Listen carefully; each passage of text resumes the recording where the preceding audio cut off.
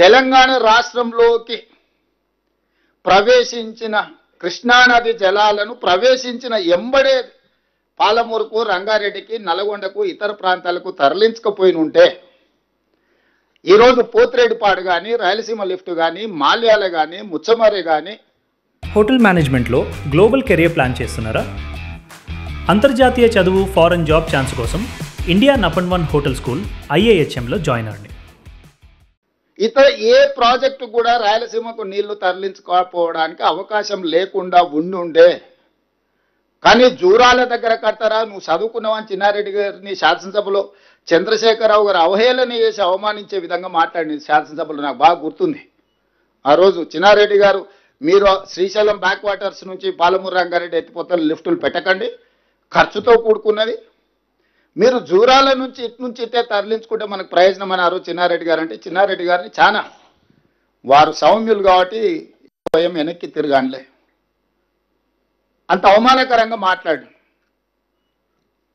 వారు ఆ రోజు చేసిన సూచన ప్రకారం ఈరోజు జూరాల నుంచే మనం నీళ్లు తెలంగాణకు తెచ్చుకుని ఉంటే ఈరోజు ఇన్ని నీళ్లు కొల్లగొట్టడానికి ఆంధ్రప్రదేశ్ ప్రభుత్వానికి అవకాశమే లేకుండే. నెంబర్ 1, చంద్రశేఖరరావు గారు అహంకారపూరితమైన అవినీతితో కూడుకున్న ఆలోచనలతో చేసిన నిర్ణయాలు ఈరోజు కృష్ణానది పరివాహక ప్రాంత రైతాంగానికి, ప్రజలకు ఒక మరణ శాసనం రాసింది. ఇది నెంబర్ 1.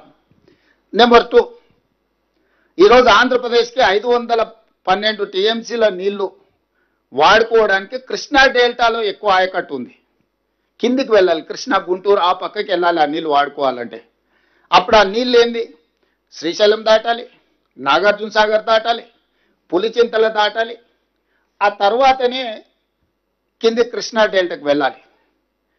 అట్లా చేయడం వల్ల భూగర్భ జలాలు తెలంగాణలో పెరగడానికి అవకాశం ఉంది. ప్రతి సందర్భంలో ఆ నీళ్లు ఎంతో కొంత మన వాట తీసుకోవడానికి అవకాశం ఉంది. అది నాగార్జున సాగర్లో కావచ్చు, అది శ్రీశైలంలో కావచ్చు, పులిచింతలో కావచ్చు. ఈ రెండే, ఈ నీటి కేటాయింపులే కాకుండా విద్యుత్ ఉత్పత్తి. ఈరోజు పవరు పీక్ అవర్స్లో పెద్దలు భట్టి విక్రమార్క గారు చెప్పాలి, 10 రూపాయల పైన పెట్టాల్సి వస్తుంది మనకు ఓ సందర్భంలో.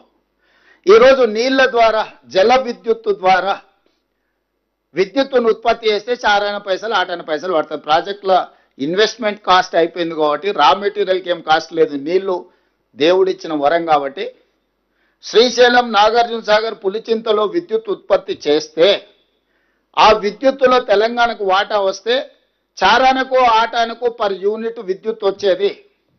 ఈరోజు శ్రీశైలం వెనకాలనే పోతిరెడ్డిపాడు, రాయలసీమ, ముచ్చమర్రి, మాల్యాల ద్వారా నీళ్లు లిఫ్టులు చేసుకొని పోవడం వల్ల శ్రీశైలం పవర్ ప్రాజెక్టు డిఫంక్ట్ అవుతుంది, Nagarjuna Sagar power project defunct అవుతుంది, పులిచింతలో ఉన్న పవర్ ప్రాజెక్టు డిఫంక్ట్ అవుతుంది.